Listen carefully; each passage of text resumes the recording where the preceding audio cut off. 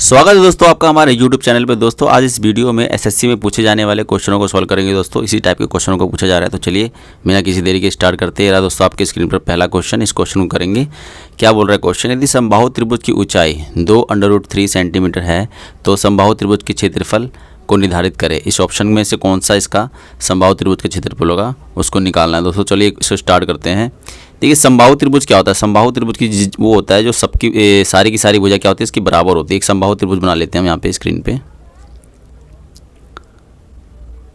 ये समबाहु त्रिभुज है दोस्तों, ये थोड़ा सा टेढ़ा बनेगा, कोई बात नहीं। देखो ऊंचाई जो दे रखी है जैसे इसकी मतलब ये वाली ऊंचाई है, ये ऊंचाई दे रखी है कितनी दोस्तों, 2√3 जैसा कि आप देख सकते हैं।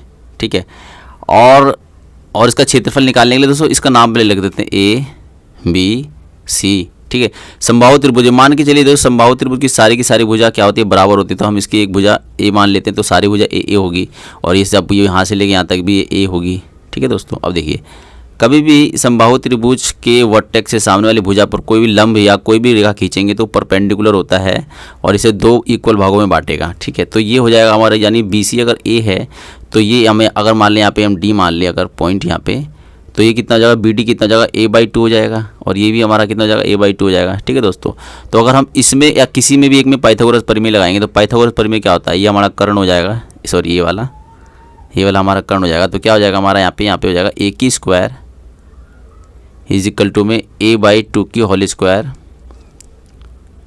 प्लस में ये लंब यानी कि ED की होल स्क्वायर, ED की होल स्क्वायर कितनी है दोस्तों, 2√3 की होल स्क्वायर। ठीक है, बस इसको सॉल्व करेंगे। इसको सॉल्व इसलिए किया जा रहा है ताकि हमें भुजा पता चल जाए। भुजा पता चल जाएगी तो समबाहु त्रिभुज का जो क्षेत्रफल होता है क्या होता है, यहाँ पे लिख देता हूँ मैं, √3/4 और ये भुजा की स्क्वायर। ठीक है दोस्तों, ये होता है।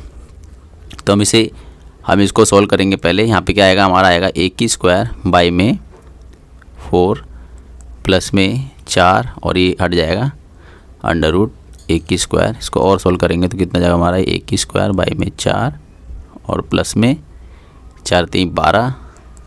इसको सॉल्व कर देंगे, इधर ही सॉल्व कर देते हैं हम इसे, तो 4 हो जाएगा ये, और ये A² और प्लस में 12 × 48। ठीक है दोस्तों, और ये A² है। अब देखो ये चीज़ जो है, ये चीज़ जो इधर जाएगी तो ये कितना जाएगा, 4 A² क्रॉस मल्टीपल गुणा करेंगे तो ये AQ² हो जाएगा प्लस में 48/4 तो हमारा इधर आ गया। ठीक है, अब ये एक उधर लेके जाएंगे तो 3 A² हो जाएगा।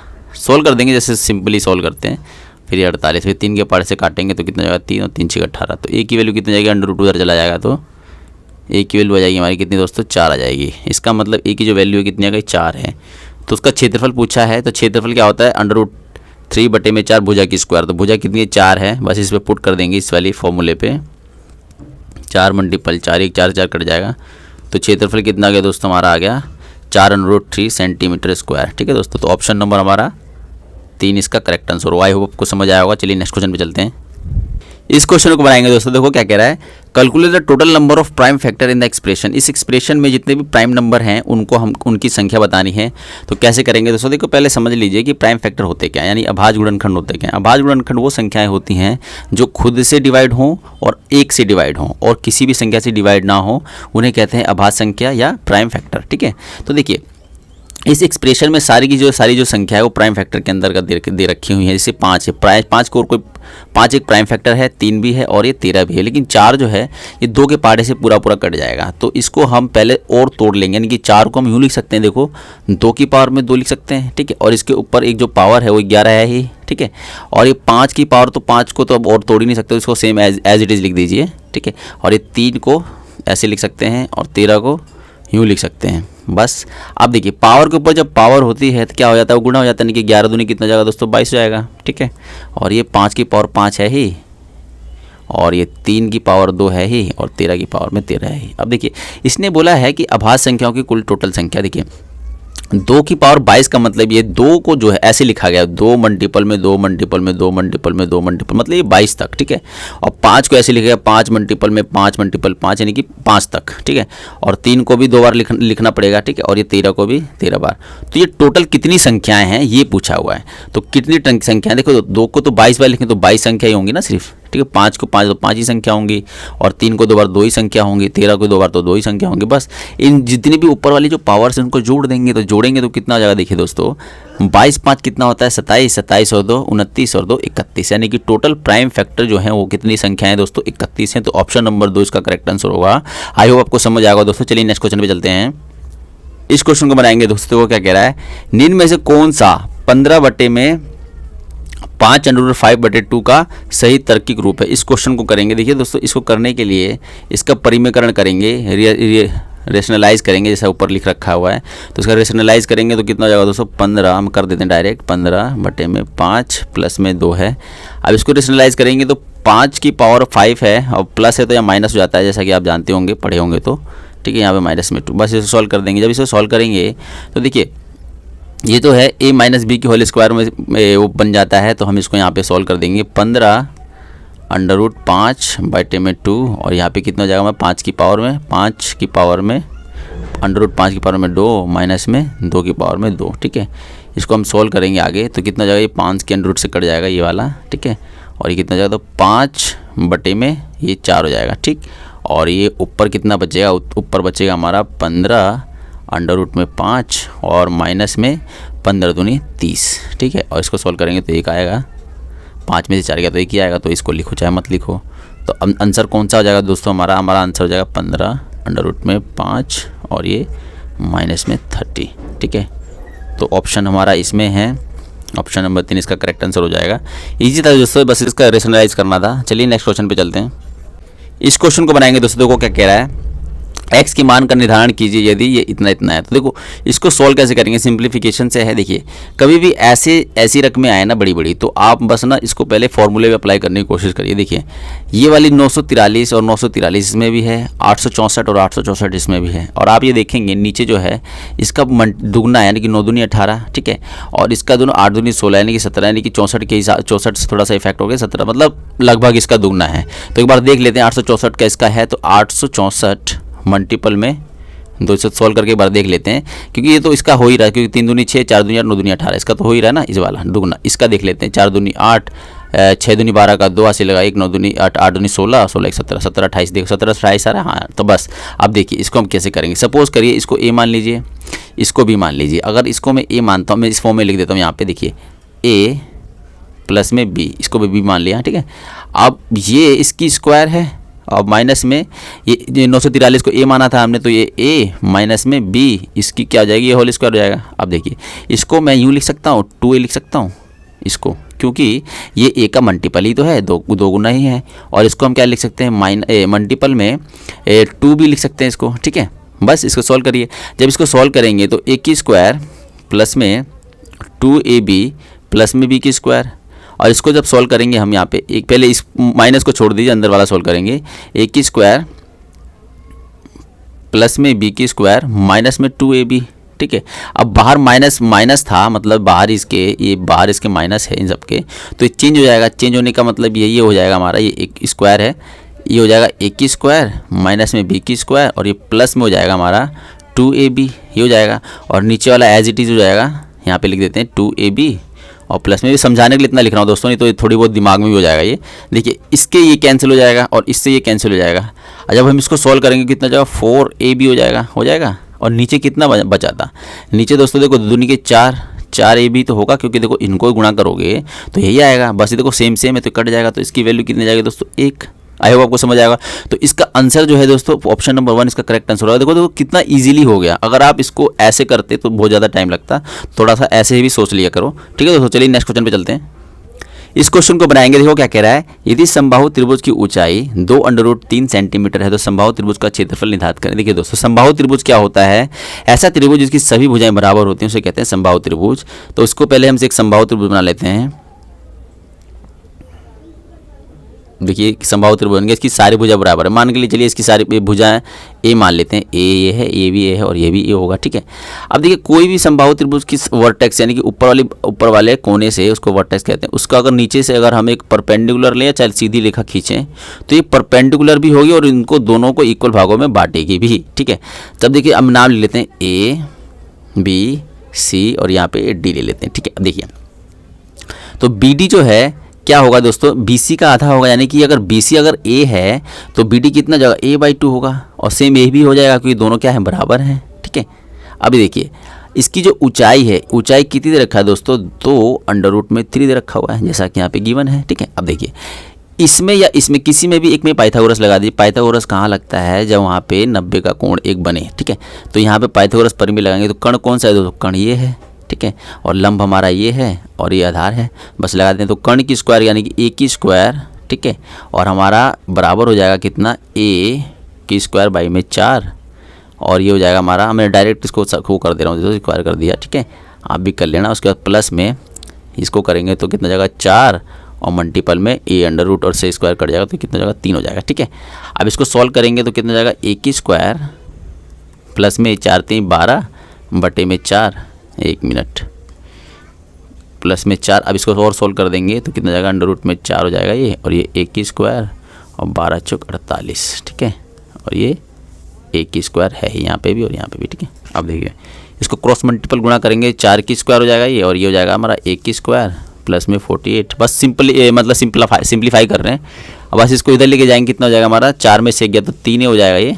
ठीक है, इसको हम इधर ले गए। ठीक है, और ये = में 48। अब 3 से काटेंगे तो 3 एकम 3, 3 6 18, और √ उधर जाएगा तो ये √ हो जाएगा। तो A की जो वैल्यू आ जाएगी कितनी आएगी दोस्तों, हमारी 4 आ जाएगी। ठीक है, तो A की वैल्यू कितनी आ गई दोस्तों, 4, यानी कि इस समबाहु त्रिभुज की जो भुजा आ गई वो कितनी आ गई, 4 सेंटीमीटर आ गई। अब इसकी क्षेत्रफल निकालना था, तो क्षेत्रफल क्या होता है समबाहु त्रिभुज का, क्या होता है दोस्तों, √3 बटे में 4, ये भुजा की स्क्वायर, भुजा क्या था हमारा, A ही तो था। ठीक है, बस इस पर अप्लाई कर दीजिए, यानी कि √4 3 बटे में 4 मल्टीपल में 4, 1 4 से 1 4 कैंसिल हो जाएगा, तो इसकी जो क्षेत्रफल आ जाएगी क्या हो जाएगा, 4 √3 सेंटीमीटर स्क्वायर। तो ऑप्शन नंबर हमारा कौन सा सही है, ऑप्शन नंबर 3 इसका करेक्ट आंसर है दोस्तों। आई होप आपको समझ आएगा। चलिए नेक्स्ट क्वेश्चन पे चलते हैं।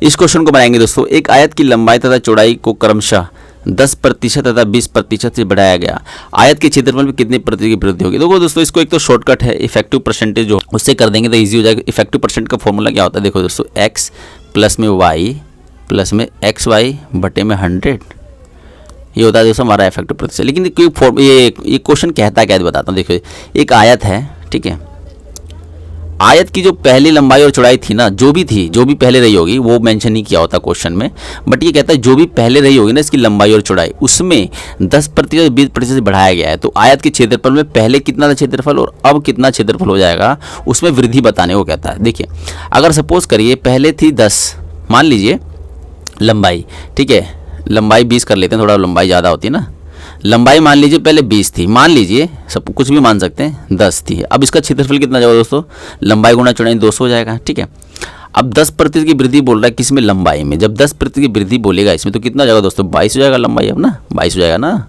ठीक है, और 20% से वृद्धि हो जाएगी इसमें चौड़ाई में। चौड़ाई कितनी, 10 है। 20% वृद्धि का मतलब क्या हुआ दोस्तों, यानी कि ये कितना हो जाएगा, ये हमारा 2 हो जाएगा। तो 2 जब हो जाएगा तो कितना हो जाएगा, ये 12 हो जाएगा। समझ रहे हैं ना, तो 10% 20% का ये 12 हो गया, 22। अब जो लंबाई और चौड़ाई जो है, लंबाई हो गई 22 और हमारा ये कितना हो गया, हमारा ये चौड़ाई 22 हो गया। अब इसका क्षेत्रफल कितना जाएगा, लंबाई गुणा चौड़ाई होते 22 मल्टीपल में 12। इसको सॉल्व करेंगे तो 12 दूनी 24 का 84 लगा दो, फिर 12 दूनी 24, 24 25 26, यानी कि 26, 264। पहले कितना था, 200 था, अब कितना हो गया क्षेत्रफल, 264 हो गया, यानी बढ़ गया। कितना बढ़ गया, 264 कितने पे, पहले वाले पे, यानी कि 200 पे।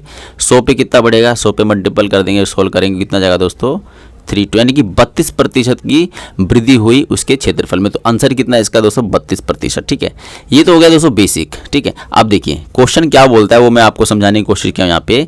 अब इफेक्टिव परसेंटेज लगाएंगे तो 10 सेकंड के अंदर हो जाएगा, क्योंकि पेपर में तो हमें टाइम नहीं होता ना। अब देखिए परसेंटेज जो भी दे रखा है ना, XY परसेंटेज को रिप्रेजेंट करता है, बस आप परसेंटेज की वैल्यू यहाँ पे रख दीजिए। यहाँ पे रखेंगे 10 प्लस में 20 प्लस में 10 मल्टीपल में 20 और ये डिवाइडेड बाई में 100। ठीक है, इसको सॉल्व करेंगे 0 0 इससे काटेंगे, कितना हो जाएगा हमारा, ये प्लस में 2 और ये 30, यानी कि 32% का प्लस पॉजिटिव में आया है। तो हमारा क्या होगा, देखो वृद्धि है ना, तो ये पॉजिटिव में है सारा का सारा। ठीक है, अगर डिक्रीज बोलता है यानी कि घटोतरी बोलता तो ये माइनस में होता है। ठीक है, तो पॉजिटिव का मतलब वृद्धि हुई, यानी कि 32% की वृद्धि हुई है उसके क्षेत्रफल में। आई होप आपको समझ आएगा दोस्तों, ईजी है, मतलब इससे करेंगे तो जल्दी होगा। ठीक है, चलिए नेक्स्ट क्वेश्चन पे चलते हैं।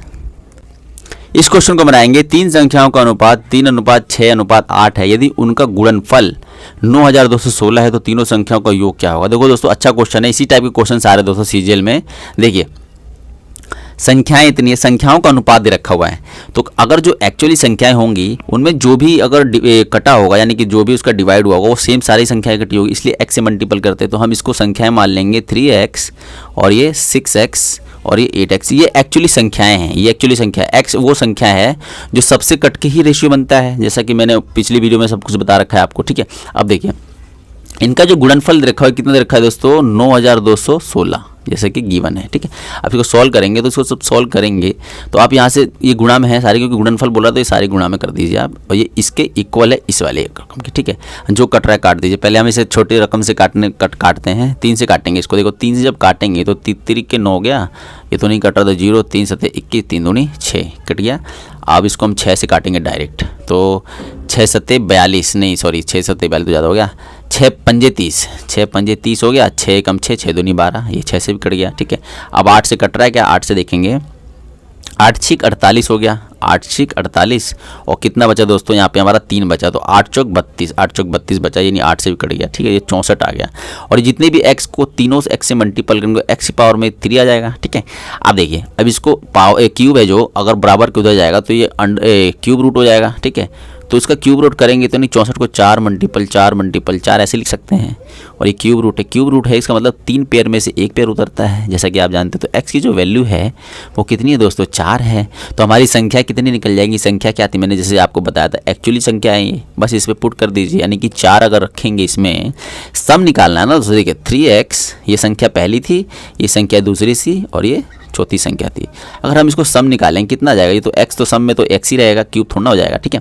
अब ये 9 और 8 कितना होता है दोस्तों, 9 8 हमारा होता है 17, ठीक है। बस अब कुछ नहीं करना, ये x की जगह ये 4 पुट कर देंगे, यानी कि 17 मल्टीपल में 4 तो कितना, 7 चौ 28 का 8 से लगा दो, 7 6 और 2 4 और 2 6, यानी कि 68। 68 क्या हो जाएगा दोस्तों, इस सवाल का जवाब हो जाएगा, यानी कि तीनों जो संख्याओं का जो योग है वो कितना हो जाएगा, तो 68 हो जाएगा, यानी कि 68। ऑप्शन नंबर 4 इसका आंसर होगा।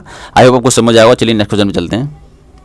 इस क्वेश्चन को बनाएंगे दोस्तों। देखो क्या कह रहा है, रोहित ने 75,000 रुपए के साथ एक व्यापार शुरू किया तथा कुछ महीने पश्चात सिमरन 60,000 रुपए के साथ उससे जुड़ी। यदि एक वर्ष के अंत में लाभ जो है 3:1 के अनुपात में विभाजित किया जाता है तो सिमरन रोहित से कितने महीने पश्चात जुड़ी होगी। देखिए दोस्तों, ये पार्टनरशिप का क्वेश्चन है और ये बहुत आसान क्वेश्चन होते हैं। इसको करने के लिए देखिए, जो भी संपत्ति लाता है ना व्यापार में और जितने समय के लिए आता है, मतलब 1 साल में 12 महीने होते हैं, उसकी मल्टीपल जो भी आता है, मतलब जितना भी उन्होंने कंट्रीब्यूट किया ना उसी रेशियो में उसका प्रॉफिट भी बांटा जाता है। जैसे मैं समझाने की कोशिश करता हूँ। जैसे देखो, रोहित शुरू में आया है, इसका मतलब देखिए रोहित कितने में आया है, 75,000 लेके आया है। कब से शुरू में आया, यानी कि 12 महीने, मतलब इसकी जो भी इसकी संपत्ति है ये बिजनेस में यूटिलाइज हुई है कितने समय के लिए, 12 मंथ के लिए, ठीक है दोस्तों, क्योंकि 1 साल में 12 महीने होते हैं, ठीक है।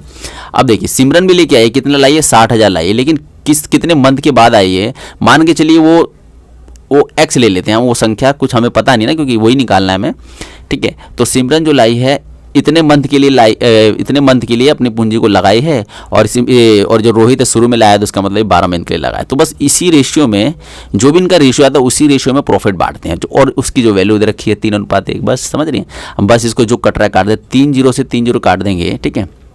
अब क्या बच गया, अब देखिए, अब ये 6 से काटेंगे तो 2 आ जाएगा यहाँ पे, और यहाँ पे 10 बचा, यानी कि अभी थोड़ा सा यहाँ लिख लेता हूँ मैं, ये 10 मल्टीपल में x और ये हो जाएगा हमारा 75, ठीक है। तो ये 2 भी है, यहाँ पे 2 भी मल्टीपल करेंगे तो 75 दूनी कितना होता है दोस्तों, 150 होता है, और ये हमारा 10x, ठीक है, और बस 1 0 से कट जाएगा। तो x की जो वैल्यू है वो x की अभी बोली वैल्यू आया नहीं वैसे, तो 15:x, ये 15:x क्या है दोस्तों, ये वो रेशियो है जिसमें वो अपने प्रॉफिट को डिवाइड करेंगे आपस में, ठीक है। तो लेकिन इसकी जो वैल्यू दे रखी कितनी दे रखी है, यानी कि देखो 15 में x की जो वैल्यू दे रखी कितनी दे रखी है, 3:1 दे रखी है। बस क्रॉस मल्टीपल गुणा कर दीजिए, क्रॉस मल्टीपल गुणा करेंगे तो ये कितना हो जाएगा हमारा, ये हो जाएगा 3x, बस 3 से काट देंगे तो कितना हो जाएगा, ये हमारा 5 हो जाएगा, यानी कि x की जो वैल्यू है यानी कि 5 है। इसका मतलब ये हुआ जो सिमरन का जो संपत्ति लाई थी बिजनेस में वो 5 महीने के लिए ही लाई थी। इसका मतलब ये हुआ कि 12 महीनों में से 5 महीने ही उसकी संपत्ति उस बिजनेस में यूज़ हुई है। तो वो कब आई थी दोस्तों? वो आई थी 7 महीने बाद आई होगी ना। देखिए वो 7 महीने बाद आई थी, तो आगे आने वाले जो महीने वो 5 महीने तो बचे, तो 5 महीने के लिए तो यूज़ हुआ, जैसा कि हमने निकाला, जैसा मैंने बताया। तो वो कब आई थी सिमरन? वो आई थी सिमरन व्यापार में 7 महीने बाद, यानी कि 7 महीने पहले तो रोहित आ गया, और 7 महीने पहले रोहित आने के बाद उसके 7 महीने के बाद कौन आई है? सिमरन आई है व्यापार में 60,000 रुपये लेकर, और उसकी जो संपत्ति है 5 महीने के लिए यूज़ हुई है। आई होप आपको समझ आया होगा दोस्तों। तो इसका ऑप्शन नंबर कितना हो जाएगा? ऑप्शन नंबर 1 इसका करेक्ट आंसर होगा। चलिए नेक्स्ट क्वेश्चन पे चलते हैं, इसको रिमूव कर देते हैं। इस क्वेश्चन को बनाएंगे। एक लड़के ने 1,000 रुपये में 50 चॉकलेट खरीदी। यदि 30 चॉकलेट का औसत मूल्य 25 रुपये है तो शेष चॉकलेट का औसत मूल्य क्या होगा? देखिए दोस्तों, आसान क्वेश्चन है। देखिए एक लड़का है, 1,000 रुपयों में इसने क्या खरीदा है दोस्तों? इसने 50 चॉकलेट खरीदी है। टोटल 1,000 रुपये में 50 चॉकलेट, ठीक है। देखिए, और 30 चॉकलेट का औसत मूल्य। देखो औसत मूल्य का मतलब क्या होता है? औसत मूल्य का मतलब ये होता है एक यूनिट की वैल्यू, एक यूनिट की प्राइस को ही हम औसत मूल्य कहते हैं। जैसे कि एक चॉकलेट का मूल्य 25 रुपये है, तो 30 का कितना होगा? ये है। तो 30 चॉकलेट का औसत मूल्य का मतलब ये कि ये एक चॉकलेट का मूल्य दे रखा हुआ है, तो 30 का कितना हो जाएगा? बस इसका मल्टीपल कर देंगे 30 चॉकलेट का निकालने के लिए। जब एक की वैल्यू दे रखा हुआ है तो 30 का कितना हो जाएगा? तो 25 तियाँ 75 हो जाएगा, और ये एक जीरो, यानी कि 750 रुपये। यानी कि देखिए जो हमारी 30 जो चॉकलेट का टोटल जो मूल्य आ गया वो कितना हो गया? 750। आई होप आपको समझ आया होगा। तो शेष चॉकलेट का औसत मूल्य क्या है? देखिए टोटल 50 चॉकलेट का मूल्य कितना है? 1,000 है, और 30 चॉकलेट का मूल्य 750 है। तो देखिए, तो 20 चॉकलेट जो 20 बची, 50 में से 30 तो चले गए, तो 20 ही बना। 20 चॉकलेट का औसत मूल्य निकालने को बोला है, तो 20 चॉकलेट का टोटल मूल्य कितना? 1,000 में 750 घटाएंगे, कितना आ जाएगा दोस्तों? 250 आएगा। 250 आएगा ना। अब देखिए टोटल जो बची 20 चॉकलेट, उनका टोटल मूल्य कितना है? 250। लेकिन इसने क्या पूछा है? बची हुई चॉकलेट का औसत मूल्य। तो औसत मूल्य करने के लिए 20 से इसको हम क्या कर देंगे? डिवाइड कर देंगे। आई होप आपको समझ आ रहा होगा। वैसे सॉल्व कर देंगे। 25 का हाफ करेंगे, इतना हो जाएगा? 12.5 आएगा, ठीक है। तो ऑप्शन नंबर 2 इसका करेक्ट आंसर हो जाएगा। आई होप आपको समझ आया होगा। चलिए नेक्स्ट क्वेश्चन पे चलते हैं। इस क्वेश्चन को बनाएंगे दोस्तों। देखो क्या कह रहा है, एक राशि पर 8 वर्षों का, सिंपल इंटरेस्ट है दोस्तों, आसान क्वेश्चन है, इसे सोल्व करेंगे। देखिए एक राशि पर 8 वर्षों का साधारण ब्याज, 8 वर्षों का जो साधारण ब्याज कितने रखा है? 47,500 रुपये है। और एक कंडीशन लगा रखी है, 5 वर्षों के लिए जो दर थी वो 10% थी, और अगले 3 वर्षों के लिए दर कितनी थी? 15% थी। तो हम टोटल 5 वर्षों के लिए जो क्योंकि तो सिंपल इंटरेस्ट में क्या होता है दोस्तों कि जो इंटरेस्ट और रेट ऑफ रिटर्न होता है वो सेम होता है हर प्रत्येक साल। तो 10% थी जब, तो 5 वर्षों के लिए कितनी जाएगी? 50% हो जाएगी। टोटल निकाला 5% का, तो 5 सालों के लिए कितने हो गए? 50% हो गई। और 3 वर्षों के लिए 15 थी, यानी कि एक वर्ष मतलब अगले 3 वर्षों के लिए 15% प्रति वर्ष थी ना, प्रति वर्ष लिखा है, तो 3 वर्षों के लिए तो 15 थी, 45 हो जाएगा, यानी कि 45% थी। अब देखिए ये 5 का था, ये 3 का था, टोटल कितने हो गई? 8% हो गई। 8% सॉरी, मतलब 8 ईयर हो गए, सॉरी 8, यानी 5 सालों का था, ये 3 सालों का, तो टोटल 8 सालों का निकल गया हमारा यहाँ पे। देखिए, और 8 साल का साधारण ब्याज कितने रखा है? इतना देखा 47,500, जैसा कि आपकी मैंने देख रखे हैं। अब प्रिंसिपल वैल्यू निकाले। प्रिंसिपल वैल्यू नहीं पता, तो देखो प्रिंसिपल का 50% ही तो होगा ना। देखिए प्लस में, देखिए ये हमारा, क्योंकि हमने इसमें क्या किया, समय यानी कि टाइम को गुणा कर दिया, तो हमारा सिंपल इंटरेस्ट का फॉर्मूला क्या होता है? P मल्टीपल में R मल्टीपल में T, यही होता है। देखिए आर जो रेट था हमारा 10% था, और टाइम हमारा 5 साल था, तो इसको हमने मल्टीपल कर दिया यहाँ पे, ठीक है, आप समझ रहे होंगे। तो यहाँ पे आर 10%, तो 10 और 50 यानी कि P मल्टीपल में 50%, वही लिखा है हमने यहाँ पे, देख रहे हैं, समझाने के लिए लिखा है दोस्तों, ठीक है। इसको मैं रिमूव कर देता हूँ थोड़ा सा, चलो छोड़ो इसको। अभी देखिए, अब ये P है, यानी कि हमारा जो प्रिंसिपल वैल्यू है, अगर इस रेट से देगा तो ये सिंपल इंटरेस्ट 5 सालों का है, और ये सिंपल इंटरेस्ट अगले 3 सालों का है। इन दोनों का जो इंटरेस्ट है वो 8 सालों का टोटल कितना? इतना है। आई होप आपको समझ आ रहा होगा। बस इस क्वेश्चन को सॉल्व करना है। देखो दोस्तों, दोनों में P है तो P कॉमन ले लेते हैं, ठीक है, और अंदर क्या बचा? और 100 भी कॉमन ले लेते हैं, ठीक है। अब अंदर क्या बचा? 50 और A प्लस, क्योंकि 100 इसलिए क्योंकि परसेंटेज है, तो इसके नीचे भी 100 और इसके नीचे, तो हमने कॉमन ले लिया, तो 50 और ये कितना हो जाएगा? तो 95 हो जाएगा, ठीक, और 95 हो जाएगा। बस इसको हम यहाँ पे सॉल्व कर देंगे, तो क्रॉस मल्टीपल गुणा करेंगे तो ये कितना जाएगा दोस्तों? 95 यहाँ आ जाएगा, और ये दोस्तों ये हो जाएगा हमारा 100, यहाँ ऊपर लिख देता हूँ, यहाँ पे कितना जाएगा दोस्तों? 100। हमने क्रॉस मल्टीपल क्या कर दिया? गुणा कर दिया, ठीक है। देखिए अब इसको जब सॉल्व करेंगे तो कितना जाएगा दोस्तों हमारा प्रिंसिपल वैल्यू? इसको सॉल्व करेंगे, देखो 5 से करते हैं इसको हम, 5 से कम 5, 5 45, ये 5 दूनी 10, 20 हो गया।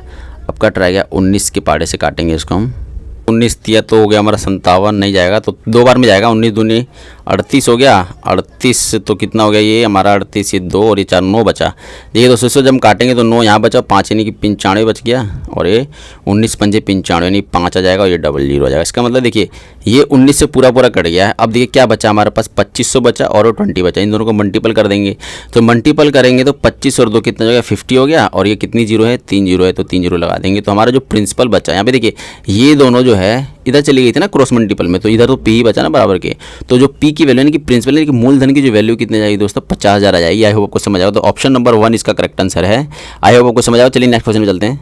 क्वेश्चन को बनाएंगे, कुर्सी का विक्रय मूल्य 1386 रुपये, यदि हानि प्रतिशत 23% है तो क्रय मूल्य ज्ञात कीजिए। देखो सिंपल सा क्वेश्चन है, इसको करेंगे। देखिए हमें क्या क्या दे रखा है, एसपी दे रखा हुआ है, सेलिंग कुर्सी का सीपी निकाला। देखिए सीपी जब नहीं दे रखा हुआ तो सीपी जो है कितने हानि के केस में क्या होता है, मतलब हानि केस में अगर 100 से घटाएंगे कितना जाएगा, तो 77 हो जाएगा। यानी कि देखिए जो हमारा जो सेलिंग प्राइस है वो सीपी का 77% के बराबर होगा। ठीक है, तो सीपी तो सीपी नहीं दे रखा, सॉरी एसपी दे रखा, तो एसपी की जगह हम 1386 लिखेंगे और सीपी हमें निकालना है। बस क्रॉस मल्टीपल गुणा कर देंगे तो ये 100 इधर चला जाएगा और 77 इधर चला जाएगा। ठीक है, बस इसे सॉल्व कर दीजिए, सीधा आप भागे कर दीजिए। इसके ऐसे केस में ज़्यादा सोचने की ज़रूरत नहीं है, सीधा डबल जीरो और ये सीधा हमें सीधा यहाँ पे भाग कर दीजिए। तो भाग करेंगे तो 7 दूनी 14 ज़्यादा आ जाएगा इससे, तो हम एक बार में जाएगा ये 7 तो 1 हो गया, और ये 13 में से जब 7 जाएगा तो कितना बचेगा, तो 6 बचेगा, और ये कितना बचेगा यहाँ पे एक ये नीचे उतार देते हैं यानी कि 6। अब कितने से जाएगा ये देखिए, 56 का 86 लग गया 5, 56 और 5 कितना हो गया, तो 61 हो गया। हाँ ये पूरा पूरा चला जाएगा देखिए 8 से, और ये डबल जीरो है। तो कहने का मतलब ये कि जो हमारा सीपी है इस चीज़ का कितना जाएगा, 1800 जाएगा। ऑप्शन नंबर 2 इसका करेक्ट आंसर है। आप जैसे भी कैलकुलेशन करना। ठीक है, चलिए नेक्स्ट क्वेश्चन पे चलते हैं। इस क्वेश्चन को बनाएंगे, क्या बोल रहा है, एक कंप्यूटर का अंकित मूल्य है 48,000 रुपये तथा छूट 13% है। ग्राहक को कितनी अतिरिक्त छूट और दी जानी चाहिए जिससे कंप्यूटर का मूल्य इतना रुपये हो जाए। ठीक है, देखिए दोस्तों दो छूट दे रहा है इसमें। देखिए जो एमपी यानी कि अंकित मूल्य कितना है, 48,000 है। 48,000 पर जब हम 13% छूट देंगे तो कितने की अमाउंट बचेगी, तो 48,000 पर 13% छूट देने के बाद कितनी बचेगी अमाउंट हमारी। देखिए इसको जब छूट देंगे तो कितना जाएगा, 90 में से 3 गया तो कितना जाएगा, 87 आ गया, 87% आ गया। मतलब देखिए 13% छूट देने के बाद इतनी अमाउंट बचेगी। ठीक है, अभी जो काट रहा है काट देंगे इसको, अभी इसको गुणा कर देंगे हम 87 मल्टीपल में 1 मिनट 48। ठीक है, इसे मल्टीपल करेंगे 7 8 7 56 का 6 से लग गया 5 8 2 64 64 और 5 कितना हो गया दोस्तों, हमारा 69 हो गया। ठीक है, और 7 चौक 28 का 2 हासिल लग गया, सॉरी 7 चौक 28 का 8 हासिल लग गया 2, 8 चौक 32 33 34, तो ये कितना जाएगा, 34 जाएगा। इसको सॉल्व करेंगे तो 0 6 8 8 16 17 का 7 हासिल लगेगा 1, और ये कितना जाएगा हमारे 11 का 1 हासिल लगेगा, यानी कि 41 76, और ये 0 बचा हुआ था यहाँ पे, तो ये 0 यहाँ लगा जाएगा। ठीक है, छूट देने के बाद अमाउंट कितनी हो गई, तो 41,760 हो गई। ठीक है, अब ये अमाउंट पे इसी अमाउंट को कितनी परसेंट और छूट दे कितनी हो जाए, तो इन दोनों का पहले डिफरेंस निकाल लेंगे। तो कितना जाएगा, तो 39,672, तो इसका डिफरेंस निकालेंगे। इसको हमने जब घटाया तो कितना आएगा, 2088 आ गया। इसका मतलब देखिए इस अमाउंट पे कितने प्रतिशत और छूट दें कि ये चीज़ इतनी हो जाए। बस इसको ऑप्शन से यहाँ से कर सकते हैं। देखिए अगर हम इसका पहला ऑप्शन 10% निकालेंगे तो 4,000 आ रहा है, लेकिन ये 2,000 के आसपास है, तो पहला ऑप्शन तो होगा ही नहीं। ठीक है, अगर आपको कैलकुलेशन से बचना है तो यहाँ तो करना ही पड़ेगा। ठीक है, मतलब देखो ये जो हमारा है 10% करेंगे तो 4,176 है, लेकिन 2088 आ रहा है, तो पहला ऑप्शन तो नहीं होगा, इसका हाफ ही हो रहा है। इसका मतलब देखियो इसका हाफ हो रहा है, ये हो सकता है क्यों, क्योंकि देखो इसका क्या है, इसका हाफ ही तो है, मतलब 4,000 का आधा 2,000 ही होता है ना, तो उसका हाफ है। इसका मतलब ऑप्शन नंबर 5 यानी कि 5% की और अतिरिक्त छूट दी जाएगी, तब जाके वो अमाउंट इतनी हो जाएगी। आई होप आपको समझ आएगा दोस्तों, इन दोनों को कर लेना अपना। ठीक है, तो चलिए नेक्स्ट क्वेश्चन पे चलते हैं, तो वीडियो लंबी बनेगी। इस क्वेश्चन को बनाएंगे, देखो क्या बोल रहा है। इस क्वेश्चन को बनाएंगे, देखो क्या बोल रहा है, पाइप X एक टंकी को 20 घंटे में भर सकता है तथा पाइप Y उस टंकी को 35 घंटे में भर सकता है। दोनों पाइपों को बारी बारी से, इस पर ध्यान देना दोस्तों, बारी बारी बोल रखा है, बारी बारी से 1 घंटे के लिए खोला जाता है। यदि पाइप Y को पहले खोला जाता है, यानी कि सबसे पहले पाइप Y को खोला जाता है, उसके बाद 1 घंटे के बाद फिर X को खोला जाता है, फिर Y को खोला जाता है, फिर X को खोला जाता है, ये ऐसे चलता रहता है। ठीक है, जब तक कि टंकी भर नहीं जाती, ये क्वेश्चन बोल रहा है। तो टंकी कितने समय में भरेगी पूरी। ठीक है, तो उसको सॉल्व करेंगे। देखिए पहले तो यहाँ पे बना लेते हैं, जैसे हमारा बेसिक चीज़ होता है। देखिए X जो है 20 घंटे में भर रहा है, ठीक है, और Y जो है 35 घंटे में बन रहा है। इनका एलसीएम लेंगे तो टोटल वर्क आता है जो हमारा होता है, ठीक है। तो इसका एलसीएम कितना जाएगा दोस्तों 140 हो जाएगा, ठीक है। ये हमारा टोटल वर्क बोलो या टोटल लीटर जो उस टंकी में जाएगा, बड़ी वाली टंकी में, ठीक है। अब इसको इससे डिवाइड करेंगे कितना जाएगा 7 आएगा, और इसको करेंगे तो कितना जाएगा दोस्तों हमारा ये आ जाएगा, हमारा ये 4 आ जाएगा, ठीक है। अब देखिए एक्स जो है उस टंकी में 7 लीटर डाल रहा है, यानी कि 1 घंटे में वो 7 लीटर डाल रहा है, और वाई 1 घंटे में 4 लीटर डाल रहा है, ठीक है। तो यानी कि ये जो है 1 घंटे के बाद बंद हो जा रहा है ना पहली टंकी, जो जैसे वाई से स्टार्ट किया जा रहा है, जैसे लिखा ना यहाँ पे लिख देता हूँ स्टार्ट, ठीक है। वाई से स्टार्ट हो रहा है, तो वाई से जब स्टार्ट हो रहा है ये वाई 1 घंटे के लिए चलता है, उसके बाद एक्स की बारी आती है। तो टोटल जो है ये मतलब 2 घंटे, हम इकट्ठा 2 घंटे का निकालेंगे। 2 घंटे में कितना भर रहे हैं 11 लीटर पानी भर रहे हैं, ठीक है दोस्तों। 11 लीटर पानी भर रहे हैं 2 घंटे में यहाँ पे, ठीक है। अब देखिए तो हमें टोटल कितना भरना है 140 लीटर भरना है, क्योंकि टोटल की टंकी की जो क्षमता है वो कितनी है 140 लीटर है, जैसा कि हमने निकाला। टोटल वर्ग यही होता है, ठीक है। अब देखिए 2 घंटे में 11 लीटर भर रहा है, तो कितने घंटे में 140 लीटर भरेगा, बस यही हमारा क्वेश्चन। इसको सॉल्व करेंगे। देखिए कुछ नहीं करेंगे दोस्तों, बस यहाँ पे अपना कॉमन सा एक रफली यहाँ पे 140 को 11 से डिवाइड करेंगे। ये हम पूरा विभाजित करने वाली संख्या ही को पता करने के लिए करते हैं, दिमाग में होता है। इसको करेंगे तो 11 कम 11 हो जाएगा, यहाँ पे कितना हो जाएगा हमारा 3 0 11 दूनी 22। अब देखिए ये 12, यानी कि देखिए मैं बताता हूँ आपको, यहाँ पे 2 घंटे में, इसको मैं छोड़ो, यहाँ पे देखो 2 घंटे में 11 लीटर डाल रहा है, ठीक है। अगर मैं देखिए यहाँ पे भी 12 से मल्टीपल कर दूँ, यहाँ पे भी 12 से मल्टीपल कर दूँ, तो इस इक्वेशन पे कोई फ़र्क तो पड़ेगा नहीं, ठीक है। तो देखो तो 12 दूनी 24 हो गया, 24 आवर। और ये हमारा कितना हो जाएगा, हमारा ये 12 को 11, तो ये कितना जाएगा मतलब 2 1 3 31 से 12 को 11 से, तो ये हो जाएगा 132, ठीक है, 132 लीटर। अब देखिए 24 घंटे में 132 लीटर भरेगा, यहाँ तक तो समझ आ ही गया होगा आपको, ठीक है। अब भरना 140 लीटर है। अब 132 लीटर 24 घंटे में दोनों टंकी के द्वारा बारी बारी इसी के घंटे में भर के, यानी कि 24 घंटे में 132 लीटर पानी आ गया। अब बचा कितना, 140 में से 132 घटाएंगे तो 8 लीटर बचा हुआ है अभी। अब 8 लीटर कौन भरेगा, देखिए अब स्टार्ट किया जा रहा है वाई से, ये पेयर्स में ही तो चल रहा है। देखिए अब जब मतलब 24 घंटे के बाद अब कौन भरेगा, 8 लीटर जो पानी बचा है, नहीं 140 में से 132 लीटर घटाएंगे तो 8 लीटर का जो पानी है वो कौन भरेगा, वो यही दोनों भरेंगे, लेकिन बारी बारी से। क्यों, क्योंकि इसमें बोला है कि 1 घंटे के लिए खोला जाए। तो नेक्स्ट जो यानी कि 25वें घंटे यानी कि 25वें घंटे कौन भरेगा, वाई भरेगा, क्योंकि पेयर में ख़त्म हो रहा था, वाई की ही बारी है। तो वाई कितना भरेगा 1 घंटे में 4 लीटर, तो 4 लीटर भरेगा। तो अभी भी तो 4 लीटर बाकी है ना, अभी कौन भरेगा, अब एक्स की बारी आ गई। और जब एक्स की बारी आ गई तो एक्स क्या कर रहा है 1 घंटे में 7 लीटर भर रहा है, लेकिन भरना कितना है 4 लीटर। तो पूरा 1 घंटा नहीं लेगा, वो क्या लेगा, देखिए वो जो है यहाँ पे बता देता हूँ। देखिए 1 आवर में वो 7 लीटर पानी भर रहा है, कौन, एक्स। तो अगर वो 1 लीटर भरेगा तो 1/7 लीटर भरेगा, 1/7 आवर लेगा 1 लीटर भरने में, कौन, एक्स, ठीक है। भरना कितना है 4 लीटर भरना है, तो 4 से मल्टीपल करेंगे यहाँ पे, ठीक है। तो कितना होगा दोस्तों, यहाँ पे 4 लीटर अगर भरेगा, 4 लीटर भरने के लिए वो कितना लेगा 4/7 आवर लेगा। आई होप आपको समझ आएगा। देखिए 24 घंटे में 132 लीटर भरे, और अगला 1 घंटा कौन भरा, वाई भरा, तो 1 घंटा और यानी कि एक प्लस हो गया यहाँ पे, और प्लस इसे मिटा देता हूँ। और जो लास्ट का जो 4 लीटर बचा वो कौन भरेगा, वो भरेगा हमारा एक्स भरेगा। वो कितना समय लेगा 4/7 आवर लेगा। बस इस सबको जोड़ दीजिए, ठीक है दोस्तों। तो वही पूछा है टोटल टंकी को भरने में कितना समय लगेगा, बस इन सबको जोड़ दीजिए। इनको जोड़ेंगे तो 24 1 25 हो गया, यहाँ पे लिख देता हूँ मैं। यहाँ पे होगा हमारा 25/7 और प्लस में 4/7, ठीक है। बस इसको हम जमा करेंगे, ये 1 है, ठीक है। अब इसका एलसीएम 7 हो जाएगा, और 25 से कितने का 7 मुझे 35 का 5 हासिल लग गया 3, 7 दूनी 14, 14 और 1 14 और 3 17, 175 प्लस में 4। इसको सॉल्व करेंगे तो 179/7 ये आवर लगेगा हमारा इस टंकी को पूरा भरने में। समझा रहा हूँ तो दोस्तों इसलिए टाइम लग रहा है, लेकिन है इजी क्वेश्चन ये। तो ऑप्शन नंबर 3 इसका करेक्ट आंसर हो जाएगा। आई होप आपको समझ आएगा। चलिए नेक्स्ट क्वेश्चन पे चलते हैं दोस्तों।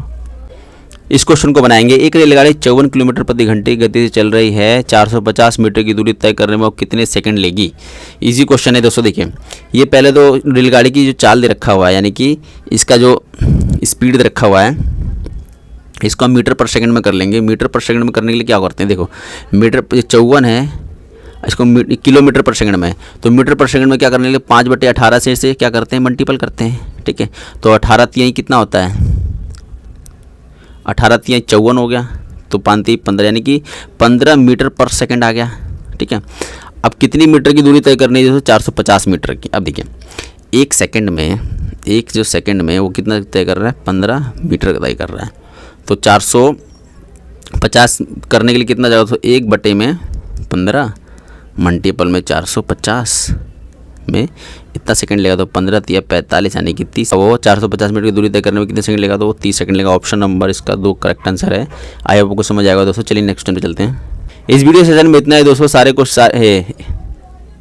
इस वीडियो सेशन में इतना ही दोस्तों, जितने क्वेश्चन थे वो हमने सॉल्व कर दिए दोस्तों। मिलते हैं किसी नेक्स्ट वीडियो में, तब तक के लिए जय हिंद, वंदे मातरम।